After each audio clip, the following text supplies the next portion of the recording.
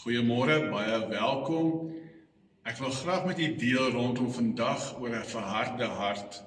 Ons het vanoggend gepraat oor die 3 tipe verharde harte wat ons in die Bybel gelees het.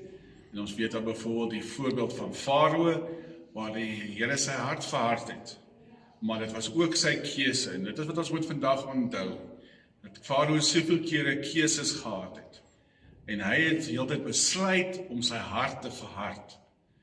Alhoewel die Here sy hart verhard het, dit was nog steeds sy keuse elke keer gewees. En die Here wou in Israel bewys hoe groot en goed is hy en wat hy doen en graag ook vir hulle wou doen. En ons lees ook in die woord in Exodus hoeveel kere hy het oor en oor bewys het.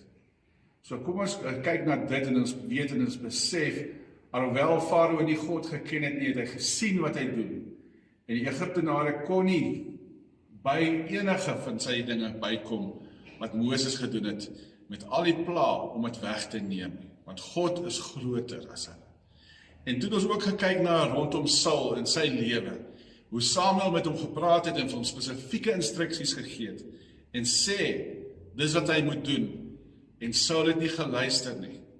En omdat hy nie geluister het, die Here sy guns, sy gees weggeneem en sy hart verhard deur 'n bose gees. En ons ken die effek wat gebeur het. Saul was later so weg van die Here af, dat hy homself in sy eie swaard geval het.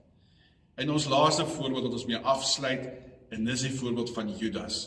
Judas was 3 jaar saam met Jesus gewees, elke dag gesien wat hy gedoen het, hoe hy dinge hanteer het, maar omdat sy liefde vir geld en iets beters was, as dit wat Christus vir hom as mens gewys het, het hy nog heeltyd sy hart verhard.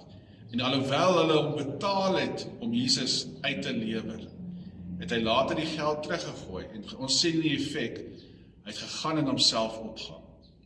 En hierdie dag, soos Openbaring 3 vers 20 sê, die Here staan by die deur van jou hart en hy klop, want hy wil maaltyd saam met jou hou. Moenie jou hart verhard nie. Maak jou lewe oop, dat God dit kan wees wie hy wil wees. Baie dankie.